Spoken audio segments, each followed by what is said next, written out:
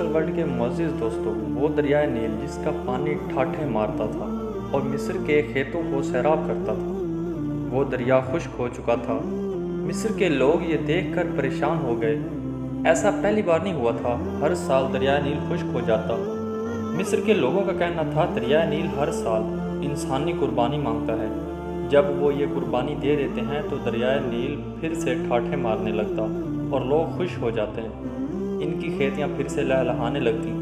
اب ایک بار پھر دریائے نیل خشک ہو چکا تھا۔ لوگوں کے چہرے پریشانی سے مرجھا گئے تھے۔ دریا اس بار پھر ایک انسان کی قربانی مانگ رہا تھا۔ وہ سب مجبور تھے۔ انہی دنوں حضرت عمر بن عاص رضی اللہ تعالیٰ عنہ نے مصر فتح کیا تھا۔ مصر میں فوجیں موجود تھیں۔ امیر المومنین حضرت عمر فاروق رضی اللہ تعالیٰ عنہ نے حضرت عمر بن العاص رضی اللہ تعالیٰ عنہ کو گورنر مقرر کیا تھا، اور اس کے چند دن بعد ہی دریائے نیل خشک ہو گیا۔ لوگوں کی پریشانی دیکھنے کے قابل تھی۔ لوگ دریائے نیل میں انسانی قربانی کی تیاریاں کرنے لگے۔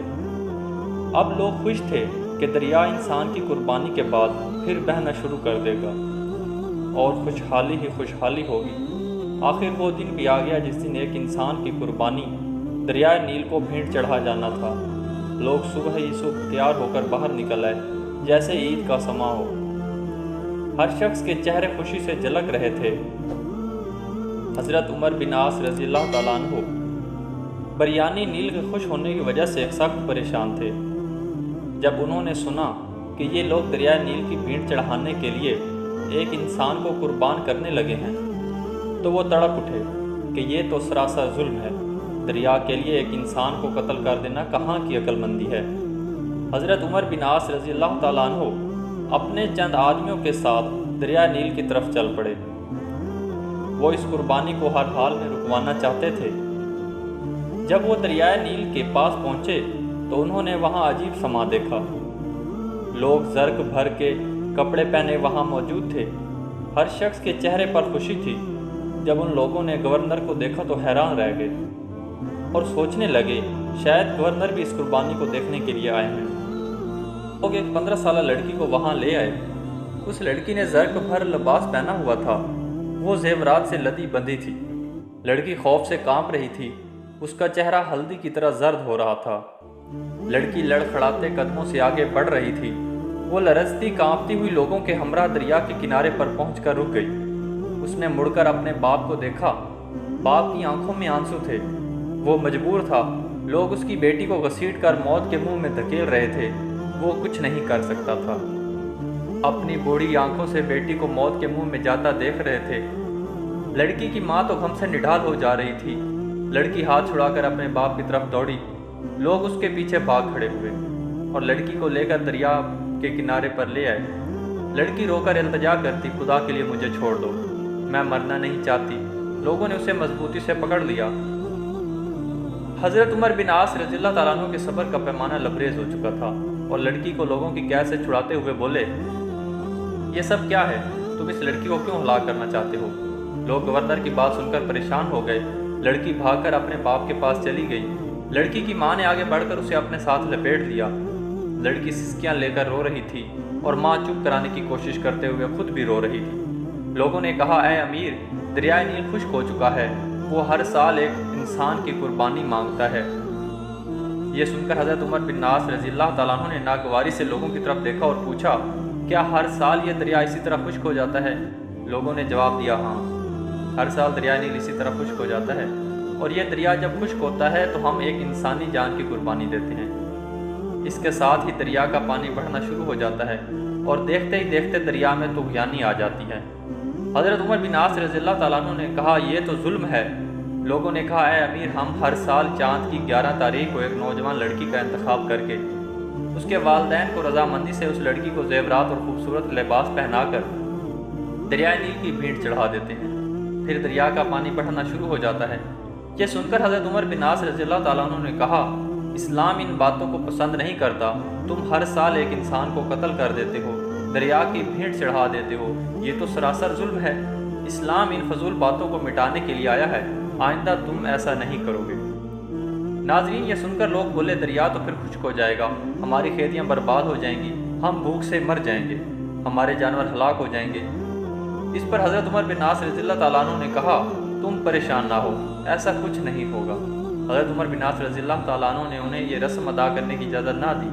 اب لوگ بڑے پریشان ہوئے کہ ایسا نہ کیا تو ہر طرف خشک سالی ہو جائے گی اور ہم سب بھوک سے مر جائیں گے۔ اب ان کی سمجھ میں نہیں آ رہا تھا کہ وہ کیا کریں۔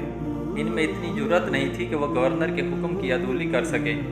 وہ سب خاموشی سے سر جھکائے کھڑے ہو گئے۔ حضرت عمر بن عاص رضی اللہ تعالیٰ عنہ نے لڑکی کو اس کے ماں باپ کے ساتھ گھر بھجوا دیا اور لوگ بھی آہستہ آہستہ وہاں سے جانے لگے۔ چند دنوں تک دریا نیل بالکل خشک ہو گیا، اس میں ایک بوند بھی پانی نہ آیا۔ لوگ بخلا گئے، ان کی کھیتی باڑی دریا نیل کے پانی سے قائم تھی، اب تو وہ دریائے نیل خشک ہو چکا تھا، زمینیں بنجر ہو گئیں، لوگ فاقوں سے مرنے لگے۔ جانور چارہ نہ ہونے کی وجہ سے تڑپ تڑپ کر جان دے رہے تھے۔ یہ دیکھ کر لوگوں نے مصر سے نکل کر دوسرے علاقوں کا رخ کر لیا۔ ہر طرف ویرانی ہی ویرانی تھی۔ حضرت عمر بن عاص رضی اللہ تعالیٰ عنہ نے جب یہ دیکھا تو وہ بھی پریشان ہو گئے۔ آخر کار انہوں نے امیر المومنین حضرت عمر فاروق رضی اللہ تعالیٰ عنہ کو ایک خط لکھا اور اس میں ساری صورتحال واضح کر دی۔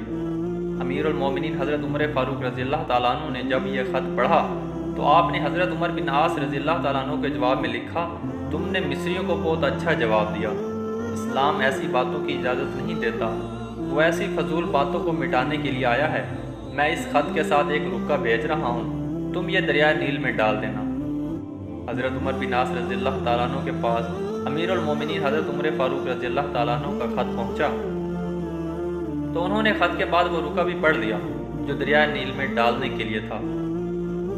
اس میں لکھا تھا کہ خط اللہ کے بندے حضرت عمر خطاب رضی اللہ تعالیٰ عنہ کی طرف سے دریائے نیل کے نام تھا۔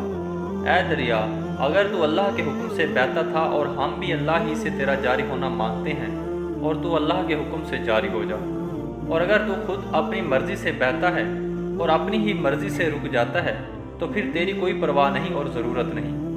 حضرت عمر بن عاص رضی اللہ تعالیٰ عنہ نے یہ رکا دریائے نیل میں پھینک دیا اور واپس چلے گئے۔